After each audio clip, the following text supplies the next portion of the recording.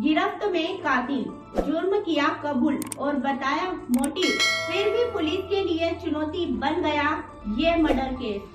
नमस्कार, देखिए पूरी खबर। एक महिला अचानक गायब हो जाती है। कुछ दिन बाद उसके कत्ल की बात सामने आती है। पुलिस कातिल तक पहुंच जाती है। अब कातिल गिरफ्तार हो चुका है। कत्ल के शुरुआती सबूत सामने आ चुके हैं और तो और कातिल अपना गुनाह कबूल कर चुका है। उसने कत्ल का मोटिव भी बता दिया है।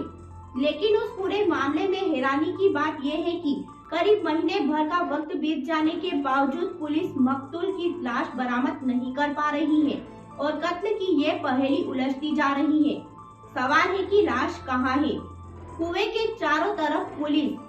राजस्थान का नागौर जिले का डेरवा गांव चारों ओर ऊंचे ऊंचे रेतीले टीलों से घिरा इलाका और इसी इलाके में मौजूद है 308 फीट गहरा एक कुआं।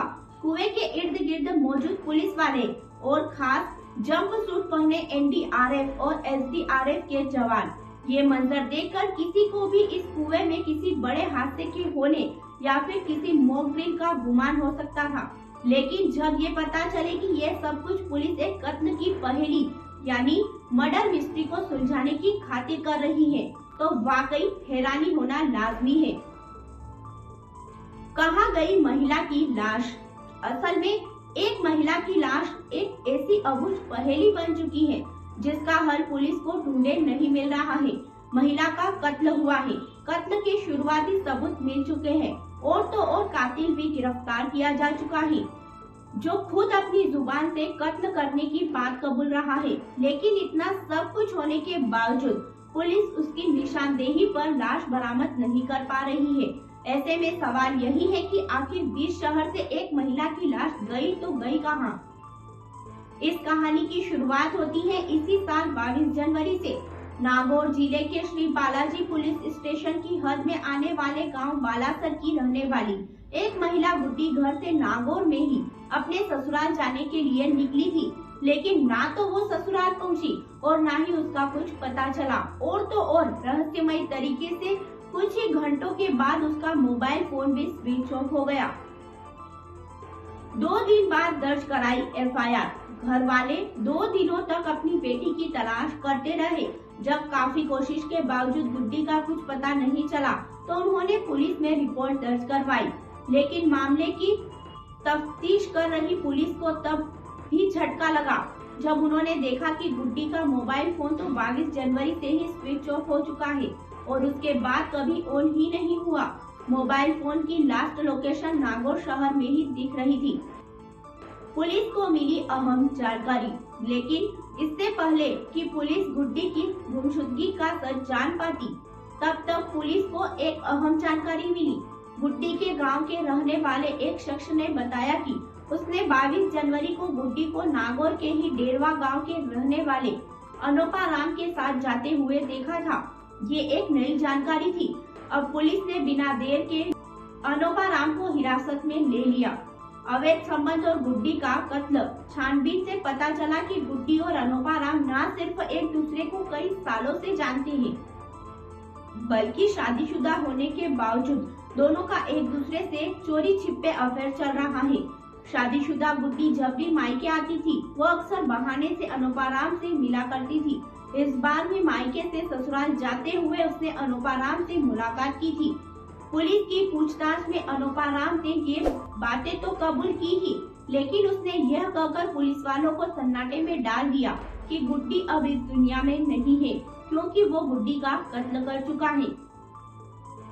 गुड्डी बना रही थी शादी का दबाव। अनोपा राम का कहना था कि चूंकि वो दोनों शादीशुदा थे, इसलिए चोरी छिपे एक दूसरे से मिलने के सिवाय उनके पास और कोई चारा नहीं था। लेकिन गुड्डी उस पर अपनी शादी तोड़कर खुद से शादी कर लेने के लिए दबाव बना रही थी और इसी के चलते उसने गुड्डी की हत्या कर दी। पुलिस को अब अनोपा राम की बातों का एक एक सच पता करना था। लेकिन इससे पहले कि पुलिस गुड्डी का कुछ पता लगा पाती, इस मामले में एक बड़ा ट्विस्ट आ गया। इस रोज पुलिस को नागौर शहर में केंद्रीय विद्यालय के पीछे झाड़ियों में एक महिला के कपड़े, कुछ बाल और एक इंसानी जबड़ा मिला। ये सारी चीजें अपने आप में बहुत अजीब थी और किसी बड़ी वारदात की तरफ इशारा कर रही थी। पुलिस ने फौरन झाड़ियों से मिली ये चीजें कब्जे में लेकर फोरेंसिक जांच और पोस्टमार्टम के लिए भिजवा दी। घर वालों ने की कपड़ों की पहचान। इन चीजों के बरामद होने के साथ ही पुलिस को इस बात का शक हो रहा था कि कहीं ये सारी चीजें श्री बालाजी इलाके से गायब गुड्डी की तो नहीं है। ये सवाल अपने आप में काफी बड़ा था। अब पुलिस ने गुड्डी के घर वालों को जंगल से बरामद चीजों की शिनाख्त के लिए बुलाया, लेकिन पहले से ही किसी अनहोनी की आशंका से सहमे गुड्डी के घर वालों को तब जोर का झटका लगा जब उन्होंने ये चीजें देखी। जंगल से बरामद कपड़े गुड्डी के ही थे, जिसे पहनकर वो ससुराल के लिए निकली थी। यानी गुड्डी के कत्ल को लेकर अनोपाराम सच कह रहा था। गुड्डी के घर वालों से मैच हुआ डीएनए। पुलिस ने अब सच जानने के लिए जबड़े के टुकड़े के साथ गुड्डी के घर वालों का डीएनए टेस्ट करवाया और ये जानकर हैरान रह गई कि जंगल से बरामद ये सारी चीजें गुड्डी की ही थी। जंगल से बरामद इन चीजों को लेकर जब पुलिस ने गुड्डी के प्रेमी अनोपाराम से पूछताछ की तो उसने उसी जंगल में गुड्डी का कत्ल कर लाश निपटा देने की बात कही। कत्ल के 7 दिन बाद किए थे लाश के टुकड़े, लेकिन अब सबसे बड़ा सवाल यही था कि आखिर अनोपाराम ने गुड्डी की लाश कहां निपटा दी। अब पुलिस ने अनोपाराम से सख्ती करने की शुरुआत की और तब अनोपाराम ने कहा कि 22 जनवरी को ही जंगल में चाकू मारकर गुड्डी का कत्ल करने के बाद वो लाश को वहीं फेंककर चला गया था। करीब हफ्ते भर बाद वो सबूत मिटाने के लिए फिर मौके पर लौटा और उसने लाश के टुकड़े टुकड़े कर दिए थे। कुएं में ले जाकर फेंकी थी बोरी। आरोपी अनोपाराम इसके बाद भी नहीं रुका। उसने गुड्डी की लाश के टुकड़ों को जंगल से समेटा और एक बोरे में भर लिया। इसके बाद वो मौका देखकर लाश के टुकड़ों से भरी बोरी लेकर डेरवा गांव के बाहर उस कुएं पर पहुंचा और बोरी कुएं में फेंक दी। झूठी निकली लाश को ठिकाने लगाने की कहानी। अब पुलिस अनोपाराम की निशानदेही पर पूरे 3 दिनों तक डेरवा गांव के कुएं में लाश के टुकड़ों की तलाश में सर्च ऑपरेशन चलाती रही। एनडीआरएफ से लेकर एसडीआरएफ से मदद ली गई, लेकिन इन सारी कोशिशों का नतीजा 0 रहा। इसके बाद अनोपाराम पर नए सिरे से शिकंजा कसा गया। इस बार उसने एक खेत में लाश दफनाने की बात कही। पुलिस मजदूरों के साथ साथ स्निपर डॉग की मदद में लाश ढूंढती रही, लेकिन इसका भी नतीजा 0 रहा। नार्को और लाड डिटेक्टर टेस्ट कराने की तैयारी। इससे पहले उसने केंद्रीय विद्यालय के पीछे जंगल में ही लाश निपटाने की बात कही थी। वहां भी पुलिस ने मैराथन सर्च ऑपरेशन चलाया था, लेकिन वहां से भी पुलिस को कुछ हाथ नहीं लगा।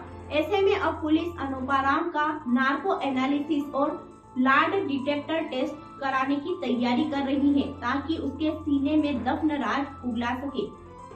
दृश्यम और क्राइम सीरीज देखकर मिला आइडिया। अनोपाराम ने पुलिस को बताया कि उसने गुड्डी की लाश के टुकड़े टुकड़े कर निपटाने से पहले दृश्यम फिल्म समेत कई मर्डर मिस्ट्रीज और क्राइम सीरीज देखी, जिसके बाद उसने लाश को ठिकाने लगाने का आइडिया मिला।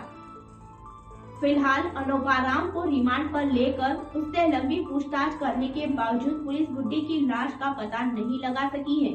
15 दिन की रिमांड फिर भी नहीं मिला सुराग। नागौर पुलिस के अनुसार आरोपी अनोपाराम को 15 दिन की रिमांड पर लिया गया, लेकिन इन 15 दिनों के दौरान आरोपी पुलिस को कई बार गुमराह करता रहा। यही वजह है कि गुड्डी की लाश के अवशेषों के अलावा पुलिस कुछ बरामद नहीं कर पाई। अब देखना होगा कि लाश को ठिकाने लगाने का सच कब तक सामने आएगा। खबरों की अधिक जानकारी के लिए देखते रहिए हमारे साथ MT7 न्यूज।